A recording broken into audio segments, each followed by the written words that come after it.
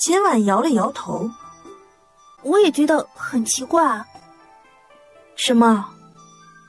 你不是冷清清的事儿，连之前对冷清清不是很了解的江北宇都能发现，更何况从小看着冷清清长大的冷冽呢？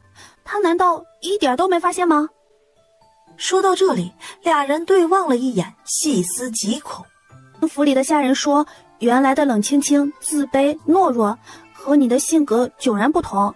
这么明显的差别，他不会真就一点都不知道吧？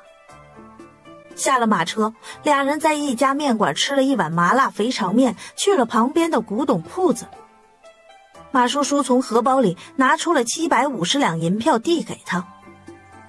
哦，对了，那位大师接皇榜的奖励拿到了，他说他没有拿到真话，成功让你回去，所以分给你1半的钱。秦婉笑了笑，接了过来，刚好拿这个钱买古董。他看上了货架上的一个鸡缸杯，刚要拿起，忽然一只纤细软白的小手拿住了另一端。不好意思，这是我先拿到。这不是当初被他扎的抬着他离开的那个女扮男装的陆轩吗？可是我也看上了。凡事得讲先来后到吧。谁给你先来后到的？我看上的就是我的。他正要从他手里夺过杯子，可秦婉力气更大，从他手里抢过，然后一松手，杯子4分5裂。哎呀，碎了呢！老板，我不小心把你的杯子打碎了，这杯子多少钱？我赔。10两。老板，库房里还有吗？我要10个，给我打包。有，好嘞。你知不知道我是谁？哦，你谁呀？陆轩欲言欲止，最终还是理智占先，没有说出来。不过一个宫女，竟敢如此嚣张，以后千万别落在我手上，当心我扒了你的皮。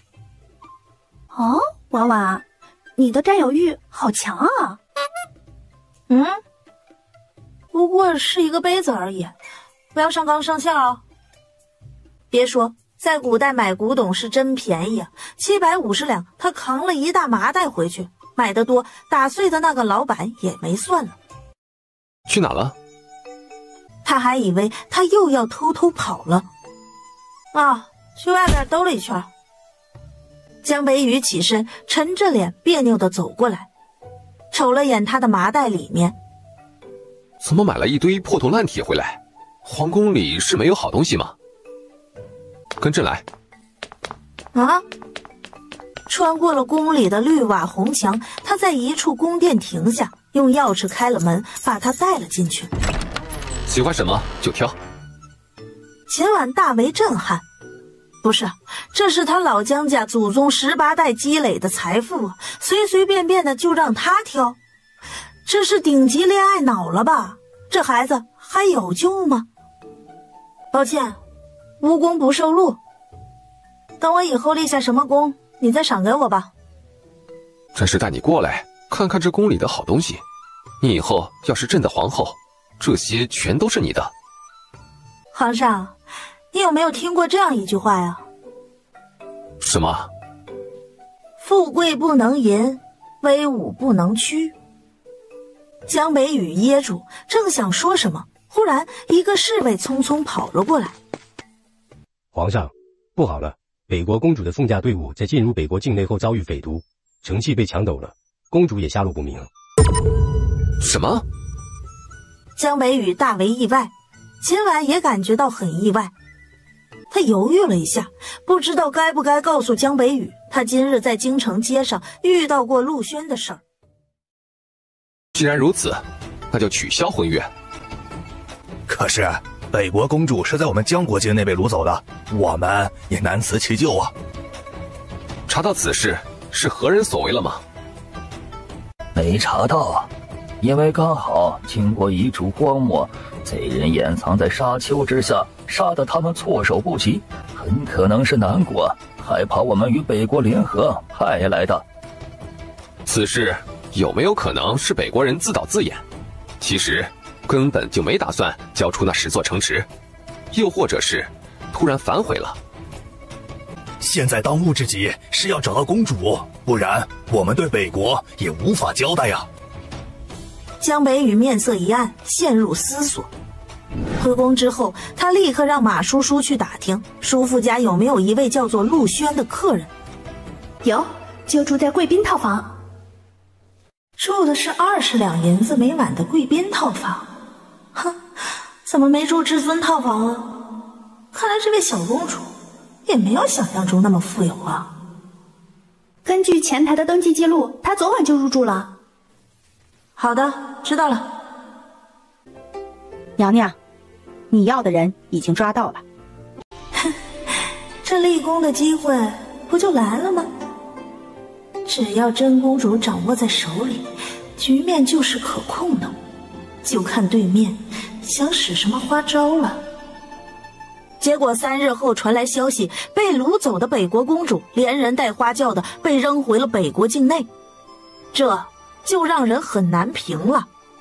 这一举动对北国和那位北国公主都是奇耻大辱，而且成器丢失，和亲也无法再继续，事情陷入了僵局。婉婉，你来了。北国公主陆轩在我手里。什么意思？北国的送嫁队伍，花轿里的人并不是真正的公主。这北国人狡猾，害怕途中遭遇什么意外，所以安排的是一个替身。替身？是啊，真正的北国公主早已经提前来到江国，我前几日刚好在街上碰到了，回来就得知北国公主和成器被掳走的事儿。我担心这是一个阴谋，心想只要真正公主在手上，就不必受制于人。我的乖乖，此事不是个阴谋，派去掳走北国公主和成器的是朕派去的人已有3000，朕不想你生气，明里不能拒绝，暗里只能让暗卫将他们丢回去。秦婉大惊，回想他得知北国公主和成器被掳时的反应，哎呀，江影帝果然不是盖的，连他都被骗住了。按道理，北国公主受此屈辱，依她骄傲的性格，和亲应该会就此作罢，却不想北国竟如此狡猾，派公主先行，送嫁队伍中的公主只是替身，掩人耳目。那眼下真正公主在我们手上，应当如何处理？要不再丢一次，把真的也丢回北国，就是路途有点遥远，朕担心在路上会遭遇什么不测。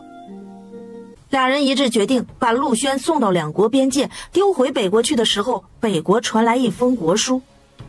国书的大致意思是：无需惊慌，任何国家都不能阻挡江国和北国两国结成秦晋之好。北国为防止公主遇袭，被掳走的是替身，成器丢失可以再补。真公主已平安入住江国京城舒福家客栈，请速去迎接。原来陆轩在入住后就已经传书回去报了平安，真是狡猾呀！现在所有人都知道了他在他的客栈。得知消息后，兵部尚书立刻派了一支队伍前往舒夫家客栈，却扑了个空，便把客栈围住了。朕让你去了，为何自作主张？皇上派臣做好送嫁队伍的防护工作，先前送嫁队伍被贼人掳走，就是臣等的失职，所以臣已听闻消息，便立即去了客栈。臣必须要保护北国公主的安危呀！你是江国的兵部尚书，还是北国的兵部尚书？北国公主丢了，你比朕丢了还着急。北国说她在舒服家客栈，就在舒服家客栈。要是说她在朕的寝殿，你是不是连朕的寝殿也敢搜啊？皇上，臣冤枉了，臣只想将功补过，不想北国公主出了什么意外，被人挑拨我们与北国的关系啊！可眼下，臣在舒服家客栈也没找到公主，这该如何是好啊？江北宇忽然明白过来了，在江国的朝堂里隐藏的北国势力之深。既然没找到，那便将你的兵收回去。江北宇的脸色格外冷沉。来人，兵部尚书柳慕昌，在没有朕的旨意下擅自调兵，重打30大板子。眼下将他偷偷丢回北国已是不可能了，不如就在今晚将陆轩的眼睛蒙上黑布，丢到京城的街头，看他会去哪位大臣的府邸求助。那样咱们就知道谁与北国有牵连，如何呀？江北宇也认为这是一个好主意。于是月黑风高，在夜深人静的街头，陆轩又被蒙着眼放出来了。这个陆轩真是狡猾的异于常人，你猜他昨日去了谁的府邸？我哥？的确是够狡猾呀。他之前办成使节的时候，为了谈生意来过我哥府邸，所以认识陆，而且知道我哥耿直，一定会把他送到安全的地方。现在暂时把他在京城其他客栈安置下了，等到北国的送驾队伍来，就择吉日进宫。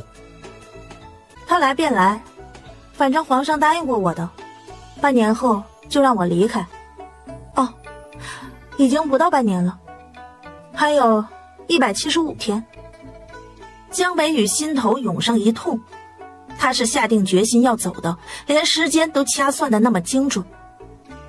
胸腔里有千言万语，最终都如鲠在喉。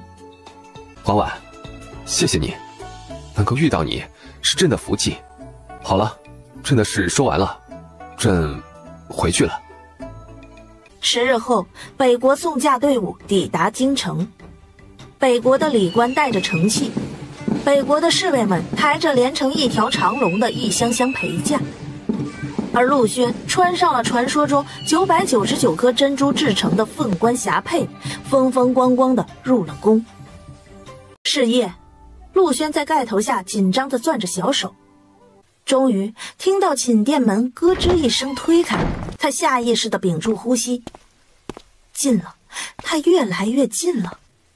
忽然一个剑柄一挑，将他的盖头挑起，他的世界也照进了光亮。他期待地抬头，整张脸却骤然僵住。此时秦婉正拿着平板玩着小游戏，不知为何今晚总感觉心不在焉的。忽然他感觉到寝殿门被咯吱一声推开了，原以为是被风吹开的，一抬头看见眼前伫立着一道明黄色的身影。今日宣妃刚刚册封，她远道而来嫁给你，今个还是她的洞房花烛夜，你不去她那里？朕去了，婉婉怕是会打断朕的腿。我不会，你随意。快说你会，朕去了你就会打断朕的腿。秦婉忍不住被他逗笑了。朕就算来婉婉这里打地铺，也不去她那里。婉婉，你让朕今天就在你这里将就一晚，你让朕避避。随你。江北宇一只手撑着头，斜倚在草席上看着他，看他在玩游戏，有些好奇。婉婉，从前你玩黑色的盒子要来朕的寝殿里，因为只有朕的寝殿才有你说的 WiFi， 为何现在不用来朕的寝殿了？我回去了一趟，弄了个随身的 WiFi。江北宇心底一暗，原来如此。已经半个多月没碰那个黑色盒子，看他玩得开心，心里痒得慌。那婉婉现在有2个玩了，可不可以暂时借一个给朕玩玩？这他玩也不自在，秦婉便拿起了他的平板，扔到了他怀里。你会不会下象棋啊？朕当然会。那来不来？联机，你输了就给我弹一个脑瓜崩。朕要是赢了呢？赢了弹我一个。秦婉给他登上了爷爷的账号，他手机上用他自己的。要是朕连赢婉婉3局，婉婉就让朕睡这个小边边，怎么样？秦婉脸上的表情变幻莫测。得有点压力，玩的才有意思。再说，婉婉也不一定会输给朕啊。难道婉婉觉得自己的棋艺比不上朕吗？秦婉识破了他的绿茶，但熬不住自己的好胜心，于是说：“好，玩就玩。”啊，怎么是你？皇上派我来给娘娘掀盖头的。皇上让娘娘早些休息，她身体不适，不会来了。这不可能！恼怒外加羞愧，他冲动地下了喜榻，就想找他问清楚。娘娘，还是不要自取其辱了。就凭你一个奴才，还敢指教我？还不快滚啊！他自年少时，皇上还是皇子的时候，他跟在皇上身边做暗卫，身份虽是侍卫，但宫中所有人都对他尊重有加，这还是他人生中挨的第一个巴掌。属下告退。第二日，皇上让侍卫先头盖去了荣华殿打地铺，却没有去北明宫留宿的消息在宫里传的那是沸沸扬扬。陆轩昨晚一夜未眠，今日听到传言，那恨的是牙痒痒的。冷妃就是来克我的，不过花无百日红，今后的日子还长着呢，我一定会翻身的。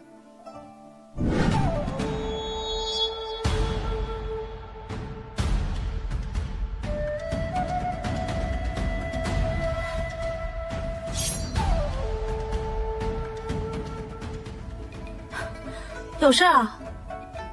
学的还挺快啊。今晚正想跟冷将军视频，想暂时借你的大黑盒子一用。这个 iPad 之前是给爷爷用的，里面比较干净，爷爷出去旅游了，他带上的。他也不是小气的人，一个工具而已，而且人家有正事儿。那朕今晚用完了就过来还给你。他暂停正在录制的视频，把 iPad 取下来递给他。倒也不急，你先用，下午让人送过来给朕就好。朕只是刚下朝，顺路过来看看你。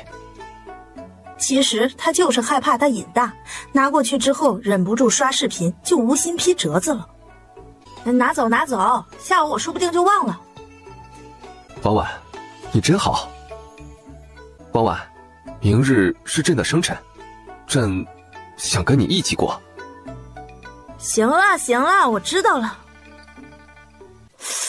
明日是狗皇帝的生辰，给狗皇帝什么礼物好呢？哎，狗皇帝现在最需要的不就是一部手机了吗？可惜在古代又买不到。哎，如果回现代买呢？想到这里，他一怔，停住了。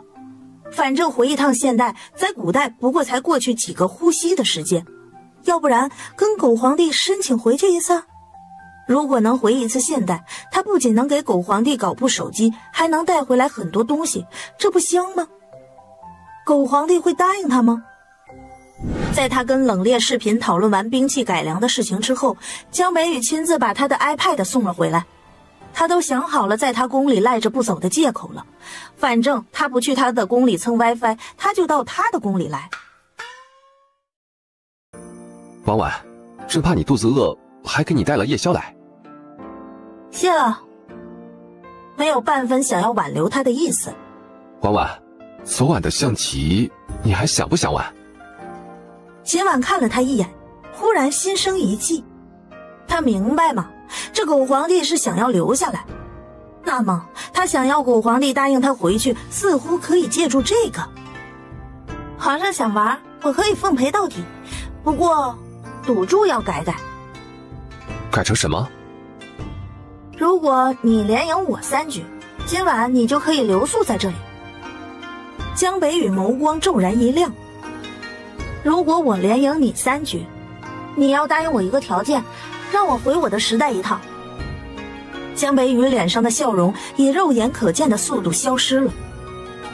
哎呀，别慌，我的时代里的12天是这里的1分钟，就算我回去待12天，这里的时间不过才过去1分钟而已。你放心，既然我与你有过半年之约，必然会信守诺言，一定会回来的。更何况我的兄长和嫂嫂还在这里呢，我不会违背于你的承诺，弃他们于不顾的。我回去有事情要处理。来吧，不用连赢3局，3局2胜就好。既然你想回去，朕又怎么不会成全你？好。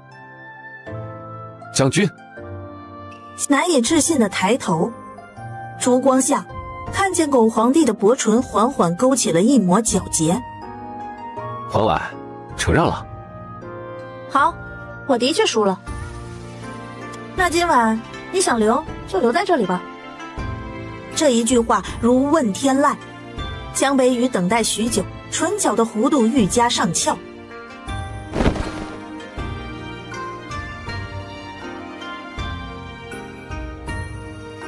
江北雨，你放开我！我不是你的冷妃，你放开我！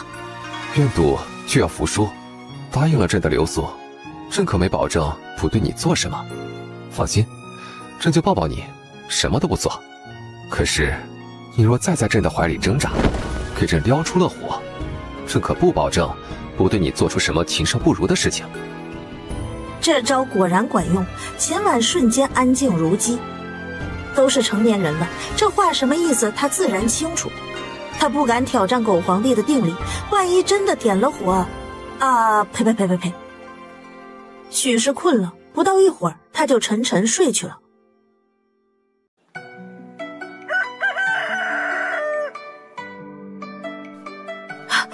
我靠，这是真的那幅，他。此时江北雨在朝堂上面对众臣小小的走神了一下，愉悦地勾起了唇角。这个点儿了，那头小懒猪应该已经醒了吧？看到画会不会很感动？既然你想回去，朕又怎么不会成全你？就算你输了，朕依然会给你啊。虽然在他熟睡时把画放在他床头时的那一瞬也犹豫过，害怕他走了就不再回来，可想到他看见画时的惊喜，心里又会觉得是开心的。完了，他没救了。列了一大堆，然后又撤回了。我怕你拿不下，要不我和你一起回去啊？也行，那你下午过来吧。下午马叔叔就坐着马车进宫了。吃过晚膳，月亮也升起来了，今天是个好天气。操作过无数次，他的动作已经非常的熟稔，一下就找准了角度。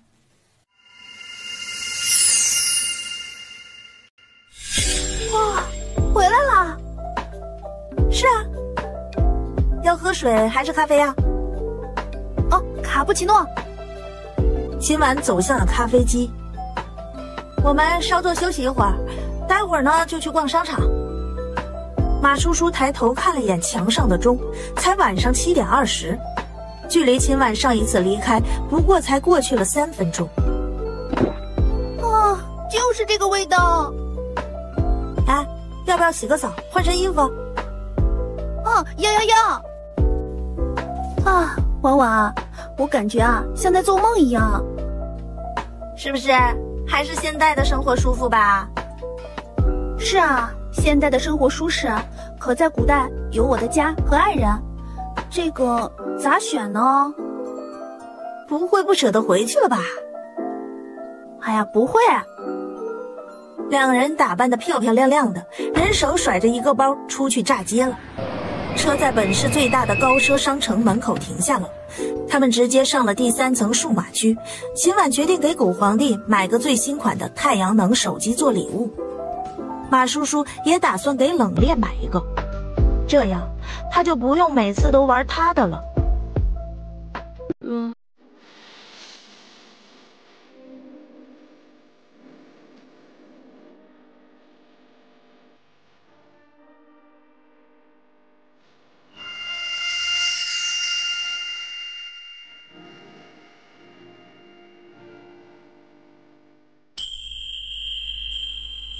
大胆，是何人？你猜。猜对了，朕有什么奖励？猜对了，自然有好处；要是错了，你想好要怎么接受惩罚了吗？是朕的小祖宗。转身看到站在灯火下的秦婉，他感觉心里被填得满满的，全是糖。秦婉脱掉了外面披着的古装，露出了里面的红丝绒吊带裙，也拿出了事先藏好的精致礼盒。嘿嘿，猜对啦！江北宇，生日快乐！没想到他竟然会给他准备礼物，江北宇满脸意外。拆开看看吧。江北宇小心翼翼地拆开，打开一看，瞳孔巨震。小黑盒子，这叫手机，安分守己。这是新的，给你的。你回了一趟你的时代，就是为了给朕准备礼物？当然不是，也就是顺手买的。那试试吧，看好不好用。江北宇也在他身边坐下，打开手机第一件事就是拉过他拍了张自拍，然后熟稔地设置成了屏保图片。朕也有属于朕的小黑盒子了。秦婉望着他，目光一闪一闪的，就知道这次的礼物买对了。江北宇打开抖音，看到秦婉已经给他创建了账号，昵称叫是朕啊，刷了几个视频，很流畅。这个是靠太阳能充电的，它的屏幕就是块太阳能充电板，最好的充电状态就是平放在阳光下，阴雨天充电费劲点，但只要是在有光亮的地方就能充电，白天等于是无时无刻的在充电，晚上呢得省着点用。现在是新机，满电状态下最长可以支持6个小时，也就是3个时辰。这里我给你下了几部电影，这个手机自带投影功能的，今晚我可以陪你看一部。秦婉随即点了一个电影，选择投影功能，将手机平放，将一侧对着白墙，墙壁立刻像电影幕布一样出现了画面。这些人怎么在墙上？这叫电影，上面的画面都是提前录制的，供人娱乐消遣的。皇上以后无聊的时候可以打开看看。江北宇这才恍然大悟。啊，等等，还有一样小礼物。那，你尝尝。这是糖？从秦婉意味深长的眼神里，他就知道这不是一颗普通的糖。他试探地放进嘴里。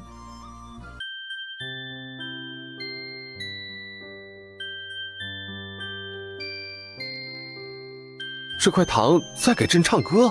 的是，这颗糖并没有发出什么声响，可含在嘴里时却能清晰地听到里面有音乐，有人声在响。好神奇的糖，不知是何原理，外人听不到声音，含在嘴里却能听到。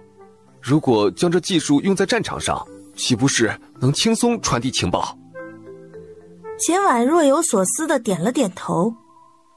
这时，手机忽然传来一条提示音：冷将军请求添加你为好友。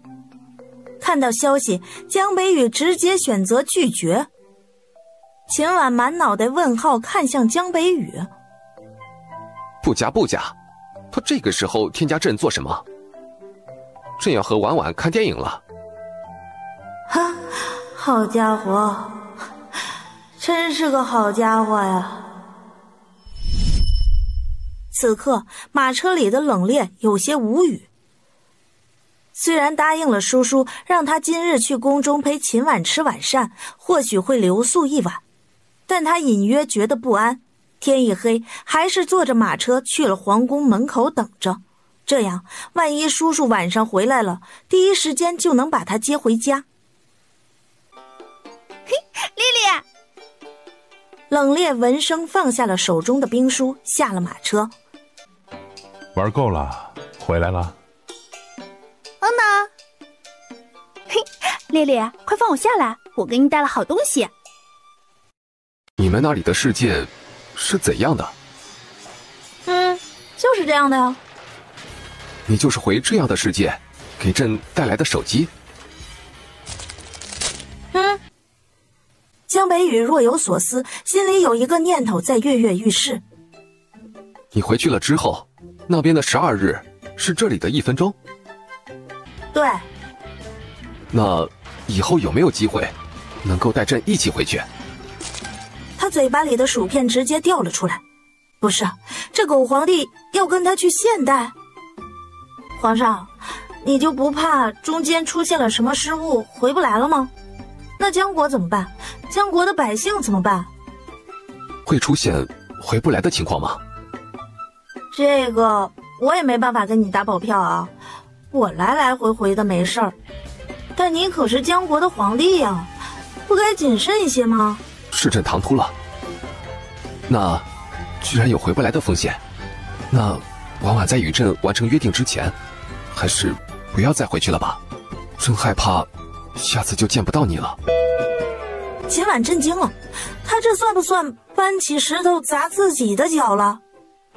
一场电影看完，狗皇帝没有像之前一样赖在他寝殿不走，而是识趣的起身。婉婉，这个生日朕过得很开心，谢谢你。第二日，看到朝堂上的冷冽，江北宇才想到昨晚冷将军加他的事儿。刚好他想跟他探讨一下古传导棒棒糖。下朝后回到寝殿，他立刻用婉婉给他买的新的小黑盒子手机添加了冷将军。冷将军拒绝了你的添加申请。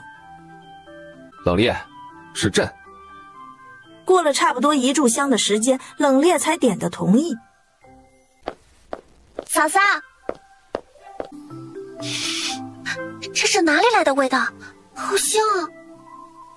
咖啡，要不要来一杯？好啊！把咖啡放到他面前，秦婉又将一个粉色的纸袋拎给了他。惦记着江南哥，昨天临走前，他又从商场里给他打包了1盒手工巧克力、1份泡芙、几个巧克力甜甜圈、1包棉花糖。拿去吃。给我的。嫂嫂，你也太好了吧！你的东西落在了我这儿了，哪天自己过来带走，不然我就丢了。哎呀，别呀，这可是我精心给你挑的，做闺蜜的哪能自己吃肉不给你喝汤啊？嘿，这都是我的心意啊！哼，我谢谢您嘞。他回了一个击毙你的表情，然后问他：“空了几盒啊？”2盒。6啊，老铁。现在他和冷冽人手一个手机，买了随身 WiFi， 也不用窝在树屋里。现在2个人在寝殿的软榻上，他就和那表情包上的黄狗一样，一边玩手机，一边摸腹肌。秦婉此时一个人在寝殿的床上，狗皇帝今日没有了再来他这里的理由，他正乐得清闲呢。正在这时，他手机一震，抖音忽然收到一条消息：婉婉，朕已经披好折子，躺在榻上了。发完，居然还发了一个乖巧的表情包。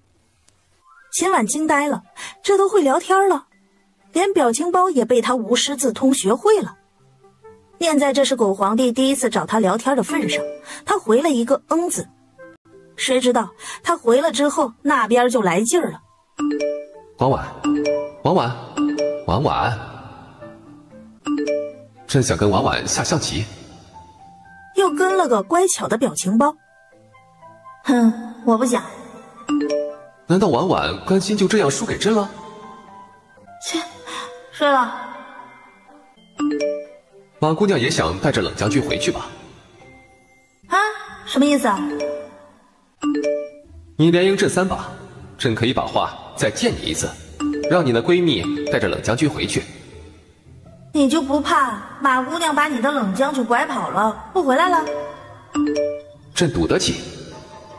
好。看那新手机上没有装下象棋的 APP， 江北宇有些期待。朕过来。不用，你在寝殿里等着。正当江北宇在心里暗自窃喜的时候，他让冷影把他的 iPad 给狗皇帝送过去了。酣战到半夜，秦婉发现每次他连赢2把的时候，第3把都会被狗皇帝赢回来，又或者接下去连输2把。好胜心隐隐作祟，他走到咖啡机前，给自己弄了杯咖啡。婉婉，朕困了，朕熬不住了。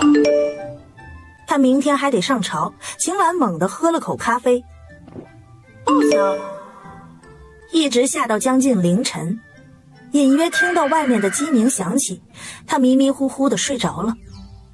江北雨强撑着，等了许久没有等到他继续落子，知道这小祖宗睡着了，才敢眯眼。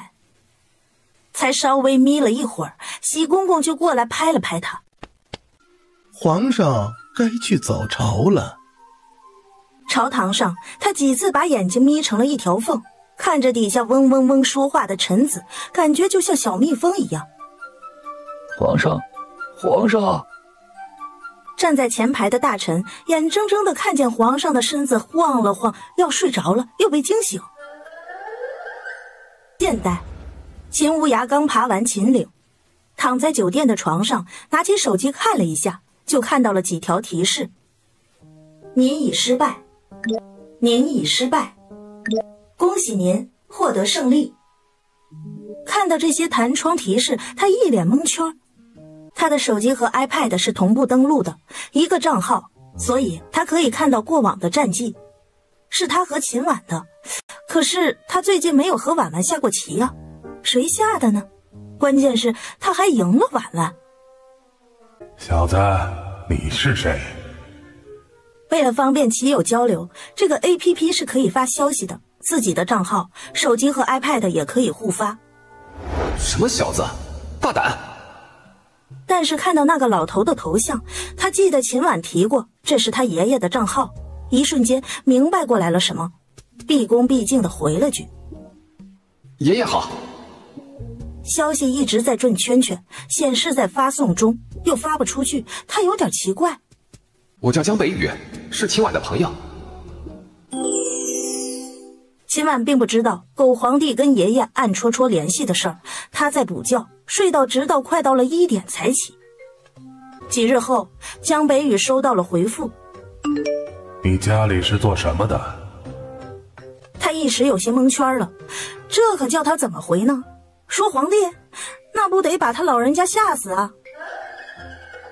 在家族传承的企业里工作，有机会我过来探望探望您。婉婉直到现在对他还是不冷不热的，他寻思，若是婉婉的家人接纳了他，那么对于婉婉接纳他，是不是一个助力呢？瓜泽二手新能源，源头直供更省钱。婉婉，干嘛？江北雨花了几天时间，刚画完一幅画，想对他展示成果。点开了视频邀请，秦婉连忙按掉。他继续发，他就继续按。在泡澡。江北雨发了一个小白兔流鼻血的表情包，然后给那幅画拍了张照片发过来，是一张气势磅礴的千里江山图。你画的？啊，如果把这幅画送给你爷爷，他会不会喜欢？爷爷平时最喜欢古董画了。喜欢呀。你问这个做什么？朕把这幅画拿给你，下次你回去的时候，把这幅画送给爷爷，告诉他是朕画的，好不好？秦婉凌乱了，他为什么好端端的要突然送画给爷爷呢？他跟他爷爷又是怎样扯上关系的？难不成他和爷爷还聊上了？江北雨把他和爷爷聊天的记录拍下来发给了他。江北雨，他3下5除2，洗好换上衣服，就杀气腾腾地冲向了他的寝殿。江北雨，你凭什么背着我联系我爷爷呀？你到底想怎么样啊？是他老先生先问起朕的，朕不回，是不是不太礼貌啊？那你说要见他又是什么意思？江北雨啊，你许诺过半年后要放我离开的，半年后我们就没有任何关系了。朕知道，所以朕跟你爷爷说的是，如果有机会的话，婉婉，朕对你是认真的。朕期待着有一天，你能原谅朕，消除对朕的隔阂，亲自带朕去见你的世界，见你的家人们。所以，朕画了这幅画。如果你生气、介意的话，就让这幅画代替朕去见他。看见他那双忧伤的眼眸，秦婉心里也莫名难受了一下。可他知道，让他留在他身边半年就是他的缓兵之计，他有把握在半年之内拿下他，他可千万不能被他拿捏住了。娘娘，这是方才皇上让人送来的。知道了。接下来的几天，狗皇帝都没有再找过他。婉婉，你回去让皇上看一下他的手机。冷冽昨天给他发了消息，他一直没回。秦婉没跟他说他和狗皇帝之间的事儿。好，找他是不可能去找他的。回到宫里，他就给他发了条消息。你看一下手机，冷将军给你发的消息。发完，他看到了一个红色感叹号。对方开启了好友验证，你不是他朋友，请发送好友请求，对方验证通过后才能聊天。满头问号，好家伙，玩得挺溜啊，居然连拉黑也学会了。其实江北宇看到了冷冽发的消息，没回罢了。那天他伤了他的心了，他倒要看看，他不去找他，他究竟多久才会想得起来找他？可是一天一天又一天的过去了，他没有心。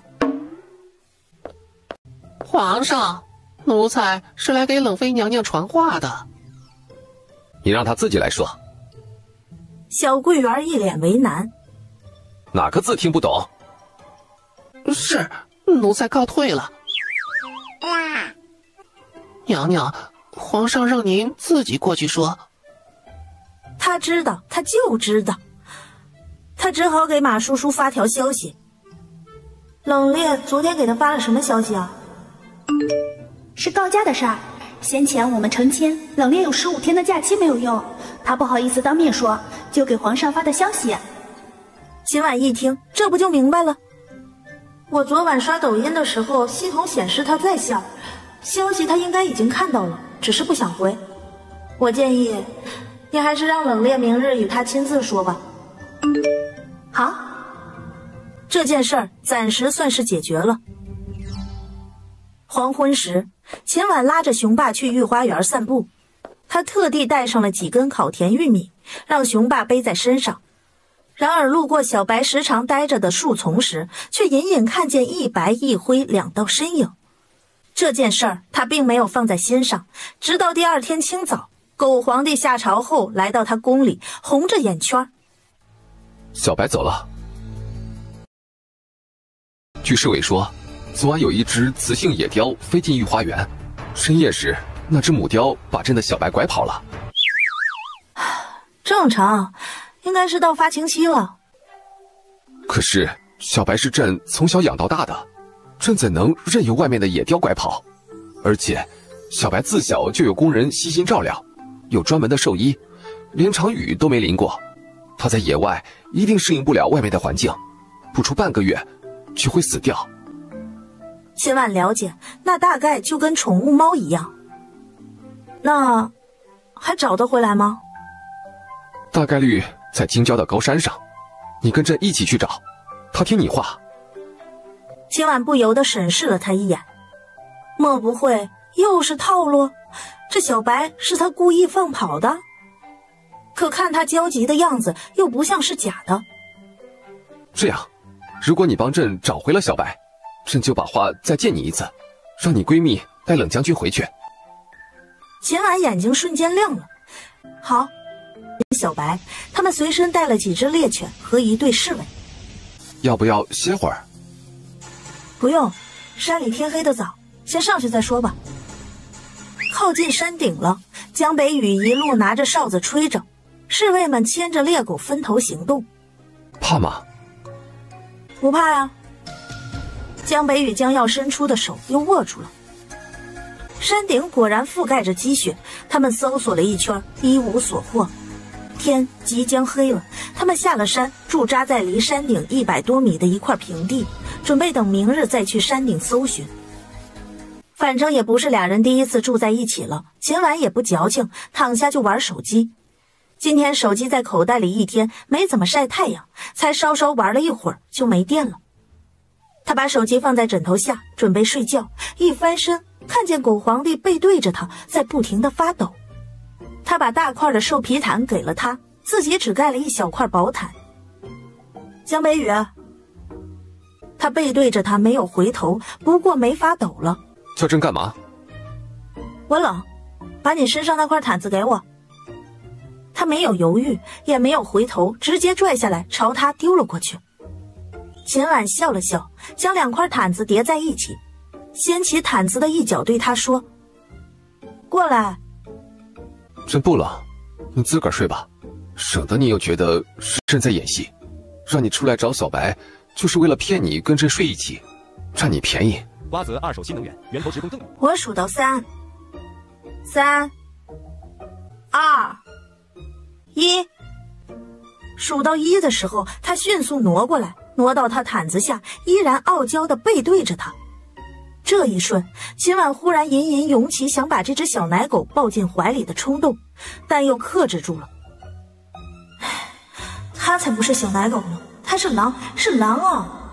他就会装可怜，我才不要上当，不要上当。第2日是木休，所以他不用上朝。今日继续在山中搜寻，他起了个大早，牵着猎犬与他再次去了山顶。这么高的山，山顶怎么会有鸟呢？该不会是小野雕吧？人循着鸟叫声绕到山背，秦婉也看到了鸟叫声的来源。石头上居然是2只奶萌奶萌的小雪豹。见到它们，2只小雪豹张着小嘴，发出的鸟叫声更大了。他忍不住想抓它们的脑袋。这时江北雨脸色一变：别碰，快跑，这里有朕盯着。这时天空传来一声嘹亮的雕鸣，是小白。小白一个俯冲向下，听见雕的声音，雪豹迅速将2个幼崽叼起，朝树丛里奔跑而去。啊，小白！小白跟没听见似的，试图叼走一只雪豹幼崽。快回来，我不喜欢你了！小白像是按下了暂停键，偷娃的动作戛然而止，接着落地转身，朝他啪嗒啪嗒地跑了过来。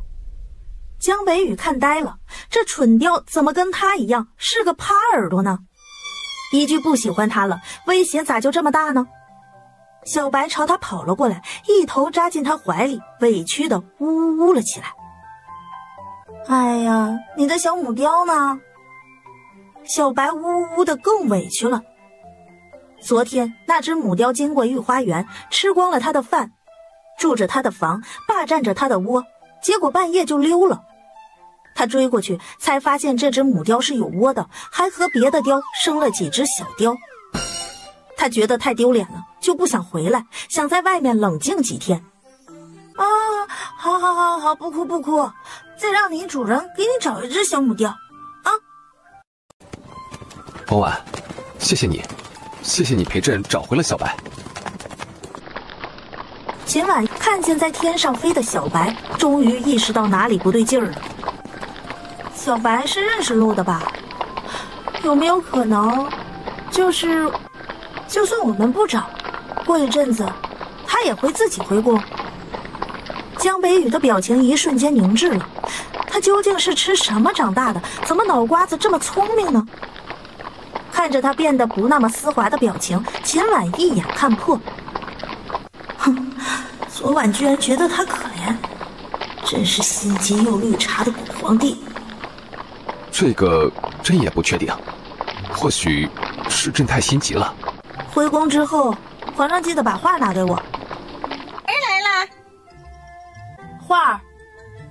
既然答应了你，朕就会做到。今日休沐，画，朕明日会让冷将军亲自来取的。好。说完，他转身要走，他喊了一声：“慢！”然后起身走到他身前，将他的风衣扣起，包裹得严严实实的。你虽不是朕的妃子，但现在仍是用的冷妃的身份，这样穿成何体统？秦婉眨了眨眸子，这句话说得轻飘飘的，言者无心，却落在了门外的一个耳尖的侍卫耳朵里。好，我差不多还有1个月回来，到时候叫婉婉带你过来给爷爷看看。爷爷，要过1个月之后才回家吗？他若有所思。马叔叔发来一张照片，是那卷画。我家烈烈今天下朝时带回来的，皇上说是你替我争取的，暂借我们1天。婉婉，你是我的神。叫爹。爹，你回去吗？有什么需要带的吗？他思索了一下，他想再扛一袋咖啡豆过来，还有就是现在天热了，他想再整台空调过来，但是太大件了，让他们弄不合适。他回了2字儿：等我。临近黄昏时，他想要偷摸溜出宫，却被侍卫拦住了。狗皇帝真精明啊！朕答应你的事，让你的闺蜜和冷将军一起回去，可没有答应让你也回去。如果我愿意带你也一起回去呢？你说什么？我说我也把你一起带过去，我们和冷将军一起回去，这样你也不用担心你的将军会沉溺在那个纸醉金迷的世界不回来了。反正爷爷要1个月之后才回来。婉婉，秀秀，秀秀，江北雨，放手！你真的愿意带朕去你的世界？快跟上吧，天快黑了，冷将军他们要走了。江北雨立刻跟了上来，想到了什么，对他说：你等等。了回去，捧起了他给爷爷画的《千里江山图》，抱在怀里。秦婉忍了忍，没跟他说这次去是避开他的家人。不多时，秦婉和江北雨便来了。为了隐秘，他们选择的地点还是他们的寝殿，然后屏退了所有的下人。走。醒来时，4人已齐齐坐在秦婉家那宽敞舒适的北欧风的沙发上。这是哪里？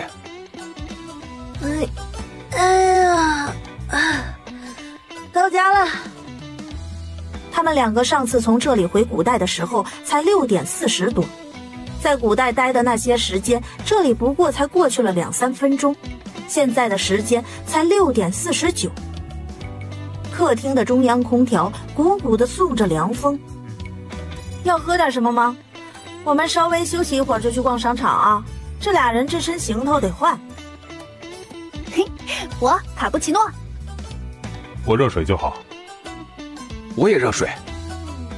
秦婉走向咖啡机，马叔叔陪他一起忙活，从柜子里拿出了一次性纸杯，去饮水机那兑热水。冷将军有没有感觉这里阴风阵阵？两人的头颅刚好是一个空调的出风口。皇上，臣也感觉到了。嘿，是不是感觉凉飕飕的，还怪舒服的？是啊。那叫空调，调节温度的，可以在外面是寒冷或是酷暑的情况下，房间里一直保持适宜的温度。说着，他将2杯倒好的热水放在茶几上。这里纸都用来装水了。江北雨则继续在房中默默观察，诚不欺他，墙上果然挂了一幅和他那一样的画，就是老旧了一些，一看就是古物。秦婉也将他和叔叔的一杯摩卡和卡布奇诺端来，坐在沙发上。江北雨喝了一口热水，闻着他杯子里的东西怪香的，眼巴巴地望着他。冷妃，朕想尝一口你那个。秦婉把杯子递给他，他喝了一口，直皱眉头，但迫于寒痒，只能咽下去，接着猛灌了几口水。可客厅里短暂的安静，秦婉一直在等待着冷冽会问他什么，但他什么都没说，神色如常。他打算等他问了再说，不问就不说。稍作休息，秦婉和马叔叔上楼换衣服，脱下了身上厚重的古装。因为知道底下有2个老古板，他们已经选择了相对保守的2条小香风连衣裙了。可俩人下楼时，2个男人还是齐齐起身，要将身上的衣服脱下来给他们披上。哎呀，这里的姑娘都是这样穿的，你们出去看看就知道了。既然来到这儿呢，就要入乡随俗。2个男人面面相觑，但因为刷过视频，知道事情的确如此，俩人彼此眼中都是深深的无奈。走吧，我们先带他们去买衣服。好嘞。跑车只有2个座位，他对冷冽说：烈烈，先在这等我一下下，我先去把车开过来。冷冽乖巧的点头。他的平衡车还在秦婉家客厅里，他踩上就走了。冷冽觉得很新奇。那又是何物？踩上不用动就能走？平衡车就是类似滑板的进阶版。哦。不多时，掐算着马叔叔快来了，秦婉领着大家出了门。马叔叔的车是紫色劳斯莱斯幻影，开到了院子门口，下车拉开了副驾，让冷冽坐上去。秦婉一从车库里开出了他那辆粉色的兰博基尼 Spider， 解了锁，对江北宇说：上车。不愧是睿智的狗皇帝呀！这江北宇有样学样，学着马叔叔的样子，第一次就成功的打开了车门，坐了上去。这里的车比马车窄了点，而且没有马。婉婉，慢点，朕怕。秦婉这才发现自己忘记给他系安全带了，把车停下来，探过身去给他系上。忽然之间的近在咫尺，江北宇身子一惊。婉婉的车很香，婉婉的身上更香，真香。还来不及幻想，又是一脚油门。超跑气缸在突然启动时发出有力的嘶吼，像离弦的箭一样瞬间飞出。马路上车水马龙，包裹在钢筋混凝土的森林里，到处是鳞次栉比的巍峨高楼。副驾上，江北宇讶然地望着眼前的一幕幕，所见到的一切都让他叹为观止。在小黑盒子里看见和身临其境的感受是不一样的，他感受到了让他震撼的差距。有什么东西在胸腔里面排山倒海，这样高度的文明也只能出现在像小黑盒子这样的宝物里，和他所处的时代相隔了1000年。如果有朝一日这样的一个国家来攻打他们，那将是绝对的碾压。冷冽一睁大了眼睛望着车窗外的风景，感觉像是在做梦一样，从没想过有一天会来到这样一个地方。原来这里就是叔叔的故乡啊，所以叔叔愿意放弃这里嫁给他，是做了多大的牺牲啊！他内心震撼着，转头望着身侧的女子。马叔叔倒是一脸若无其事的样子，手上握着方向盘，夜风撩起了他的长发，这才是他最真实的样子，肆意洒脱，在自己的世界里游刃有余。这样的他真的很让人着迷。商场里因为俩人身上的古装，不时有人好奇地往这边看过来。秦婉和马叔叔将俩人径直带上了2楼的男装区，让店员按照他们的码数搭配了几件男装。你们在拍什么戏啊？剧组保密。店员心领神会，很快找了几套衬衣和西服给他们。俩人从试衣间里出来的时候，秦婉和马叔叔都惊呆了，简直是堪称完美的身材，换上西装后直接荷尔蒙爆表，让人呼吸一滞。那店员鼻血都快要流下来了。看了那么久的店儿，他还没有见过谁能把西装穿得那么好看的，还一来就是来了俩，都偷偷的在那拍照。婉婉，这衣服朕穿着不舒服，能不换吗？哎，在这里你不再是江国的皇，不能再自称朕了，要说我，不然别人要把你送到疯人院去的。什么是疯人院？哎呀，反正你就记住了就是了。这里的人都是穿这样的衣服的，穿穿就习惯了。哦。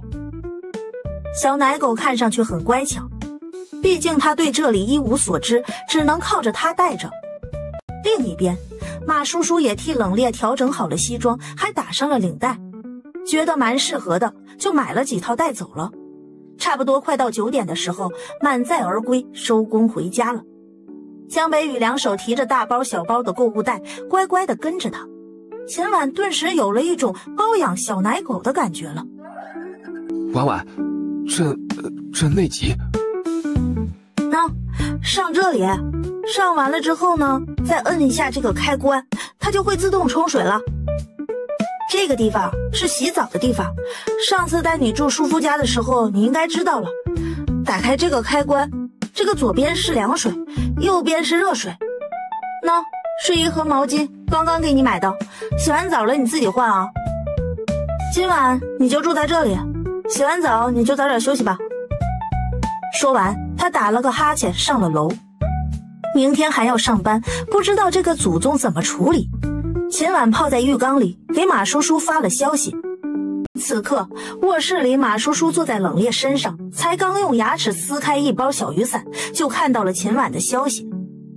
他直接往旁边一丢，拿起了手机回消息。冷冽直接拿出来用了，马叔叔还在拿着手机打字，不过这并不影响什么。双手握住他纤细的腰肢，玩味地看着他，轻轻喂了一声，似乎有点不满。下一秒指尖一酥，差点拿不稳手机。嫌打字太慢了，他直接换成了语音，尽量控制着自己的气息，保持着正常。我明天还是照常去公司直播啊。那个公司最近不是有几个模仿古人的主播吗？冷冽也可以去试试，去直播玩玩。好主意。秦婉的脚丫子在水里晃了晃，心想，如果是那样的话，狗皇帝也可以去了呀。刚巧他一个人在家里也没事儿，说不定还能给他赚点钱。等空闲了，再带他去公司周围逛逛。婉婉，朕一个人睡，朕害怕。害怕就把灯打开啊。朕不是怕黑，是朕第一次来到这陌生的地方，朕不习惯。你给我打住啊！秦婉脑袋里警钟敲响，眼看着他就要爬上来，制止他进一步靠近的动作。江北宇，我把你带来，让你住在这里已经够给你面子了。你要是再得寸进尺，你就给我去住对面的酒店。婉婉。江北宇知道他吃哪一套，没有继续往前，退而求其次，看到了旁边的沙发。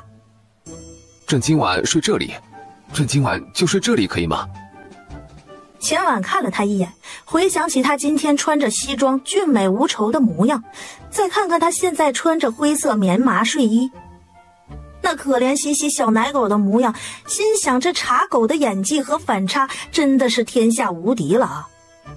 秦婉哼了哼，见他没有反对，他高兴地把枕头放在了沙发上。你说你放着好好的客房不睡，要来睡沙发，真不知道你脑子是不是有坑啊！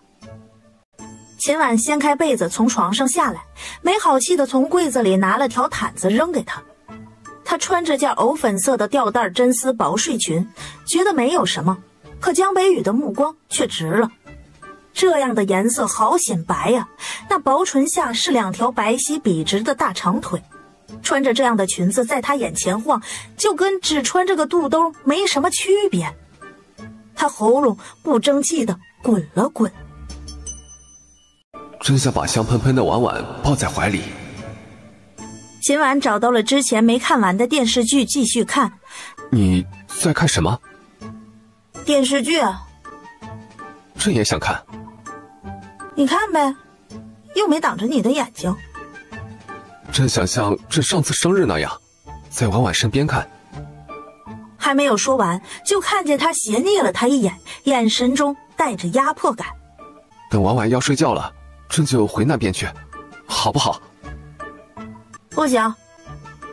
他知道他就是个绿茶，一点点的在试探，一点点在靠近，不断的在他的底线上来回的蹦迪。上次是你生日的待遇已经过了。朕就是想来给婉婉当个靠枕，让婉婉看得更舒服一点。你没发现我的床是可以自动翘起来的那种吗？已经不需要靠枕了。哦。小奶狗瞬间失落自闭，他转身缩下来，睡在沙发上，把脸埋在了沙发里面，像是受了天大的委屈。绿茶狗，哼呸！另一边，冷冽把马叔叔抱进了浴室，一手抱着他，一手打开莲蓬头里的热水，很快玻璃上就淹晕了一层水汽。俩人身上都是一身汗，原以为休战了，准备好好洗一洗，谁知道他刚将它放进浴缸的边缘，又再一次的契合了。冷冽啊！小雨伞已经摘了，没想到他仍意犹未尽，难道这就是将军的铁格子吗？莲蓬头里的热水把他的额发都打湿了，他抱着他沉入水里。如果叔叔喜欢这里，回去之后我会努力让皇上记我话，多恩准我们回来几次。可是这个世界除了繁华，对于你来说什么都没有啊。有叔叔啊。伴随着一道力，浴缸里的水猛地一下漫了出来，洒落一地。第二日，江北宇这个习惯早朝的人6点就醒了，见他还在睡就没打扰，自己在周围转了一圈，回来慢慢熟悉这个地方。早7点，扫地机自动开始工作，当那个圆不溜秋的盘子在地上忽然开始动的时候，猛地把他吓了一跳。哪里来的大白耗子？我不是大白耗子，我是扫地机器人。哟，大白耗子还会说话。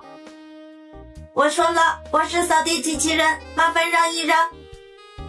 哎呀，就连一个扫地机器人也随主人，好大的脾气。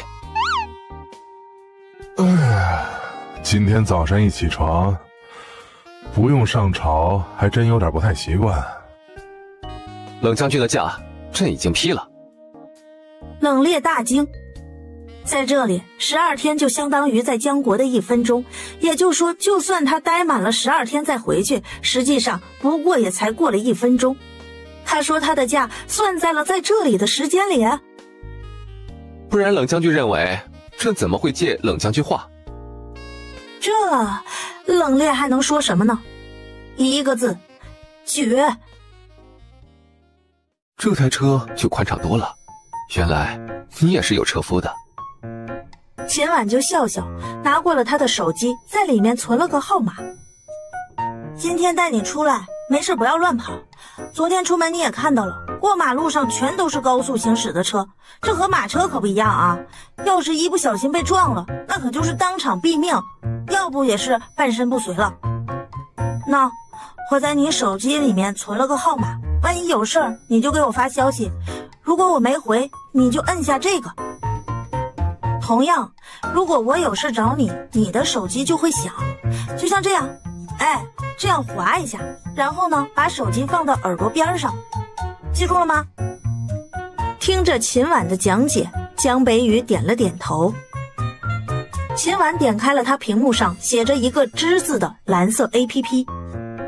你要是想在商店里买什么东西，你就点开这个，然后再点开这里，会出现一张图片，你让老板扫这张图片就可以了。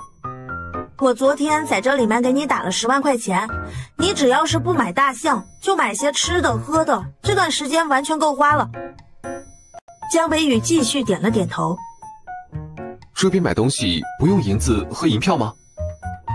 有啊，有钞票，不过现在基本上没有什么人在用了。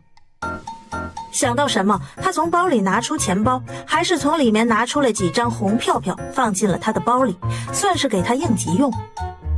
那么现在最重要的就是一个称呼问题。现在你知道在大家面前怎么自称了吗？我。乖。一旁的冷冽即便是装作看外面的风景，但内心基本上也已经石化了。这真的是皇上？不会被调包了吧？秦总，到了。下来吧。几人下了车，司机把车开进地库，秦婉走在最前面，马叔叔跟在他旁边。大小姐，书姐。这一行4人直接上了总裁专用的电梯。电梯里没有人说话，江北宇偷偷望了他一眼。秦婉和马叔叔的办公室在同一层，但在不同的方向，所以出了电梯就要分道了。大小姐？秦婉嗯了一声。这是我爸的公司，2年前丢给了我，现在是我在管。我手上呢有好几个公司，国外也有，管不过来。瓜子二手新能源，源头施工更省钱。难怪你比朕还霸道，原来也是个二世祖。刚来的那段时间，用冷清清的身份和朕虚以委蛇，可真是委屈你了。可不是吗？所以，这么优秀而又高贵的大小姐，又怎能放弃这个时代的优渥环境，跟她到落后的古代生活呢？即便是她把皇后之位捧到她手上，她都不屑一顾吧。干活儿，你坐那儿吧。助理小蜜蜂得知秦总来办公室了，也立马捧着咖啡屁颠屁颠的来了。没想到在他办公室看到了一个陌生的男人，这是我的一位朋友。你给他沏一杯龙井吧。好。特助简安澜也闻风而动，紧随其后，风风火火地捧来一堆需要他签字的报表和签报。秦婉看了一眼，放着吧。接着将这一堆和一颗刻了他签名的章拿到了他面前，对他说：“你看着啊，把每一个需要我签名的地方就盖一个章。”可以直接签吗？可以，这些估计都是公司购买设备、耗材、物业水电费、员工福利，还有就是给外聘团队机票、餐饮、住宿等杂七杂八的报销吧。你直接签字就好，重要的签报我的特助会单独跟我解释。好。反正闲着也是闲着。江北宇在签报上盖章，盖了2张，恍然想起之前他在御书房当小宫女，在一旁的小案几上给他的奏章盖上朕以月的日子。真所谓是风水轮流转啊。另一边，冷冽也进了马叔叔的办公室。这里就是你的公司？嘿，对啊，这里是我工作的地方。这家公司啊是秦……差点就要说出秦婉2个字，好在是打住了。不过刚才楼下这么多人冲婉婉叫秦总大小姐的，很难保不露出什么破绽。秦川，这家公司的名字叫秦川，是吗？这是他进来时在公司大楼底下看到的。马叔叔点了点头，感觉冷冽也在刻意回避着什么。他这么聪明的人，不可能一点都没察觉到吧？如果秦婉真的是他妹妹，又怎么可能在这个世界有车有房，还有间这么大的公司呢？你这地方还不错呢。还行吧。舒姐，助理敲了敲门，送进来几个蓝色的文件夹。这是本周想要与我们合作的名单。啊，好的，你去忙吧。现在他是千万粉丝的大主播，每天助理都会给他带来一堆商务资料，他会选择和其中一些明星和品牌合作。我呢，工作时间比较自由，来得早来得晚都可以，看看文件，和工作组和品牌方开会，下午呢或者晚上直播。现在呢，公司来了一批网红，扮成古人的样子直播，你要不要也玩玩试试啊？可以啊。马叔叔立刻找来了工作人员，给冷冽的手机创立了一个直播账号，昵称就叫冷将军。另一边，秦婉也让工作人员给狗皇帝的手机也创立了一个直播账号，昵称就叫是朕啊。都不用盘头，他早上起来的时候就自己盘好了。公司道具房里有很多古装，挑了件龙袍换上之后，又活脱脱的变成了皇上。他就试着开了一场直播，打算玩一下。看着右上角陆续涌入的人数，有点猝不及防。这个好帅呀！怎么人那么少？帅哥，你来自哪个朝代？我来自江国，我的天哪，好青涩啊！小奶狗。看到小奶狗几个字，他顿时生气了。放肆，大胆！你怎么能用狗这个词汇侮辱人？就算朕……他想说，就算朕来到了现代，虎落平阳，也不能任由你们欺凌。可想了想，又打住了。就算我第一天直播，你也不能这样欺辱我。小哥哥，你误会了，小奶狗不是侮辱人的话，是觉得你奶乎乎的，很可爱。好的，谢谢你的回答，不然我要蒙在鼓里。今天第一天直播，对这些不了解。秦婉去他的直播间看了一眼，才播了3分钟，就有人送棒棒糖了，人数也直逼200了。就算他没要大家点赞，也一直有人在点，评论区也很热闹。呀，看长相很漂亮，听声音却很 man 哎。小哥哥是演员吗？你长得像能改善基因的样子。我是演员吗？剧组保密。秦婉被这个回答顿时惊艳了。他只是在买衣服的时候和店员说了一遍，他就记住了。他就是那种很聪明的脑子，你跟他说什么话，说一遍就记住了。教他做什么事儿也一样，只要教一遍，就保证都会了。怪不得人家是皇帝呢。他小手一动，给他刷了辆跑车。当跑车从屏幕里驶出来的时候，他看到了他那双漂亮的凤眸里闪烁的光，是单纯觉得这个特效漂亮，又有些新鲜感，眼神里很清澈，因为不知道这玩意儿代表着钱，所以没有那种世俗感。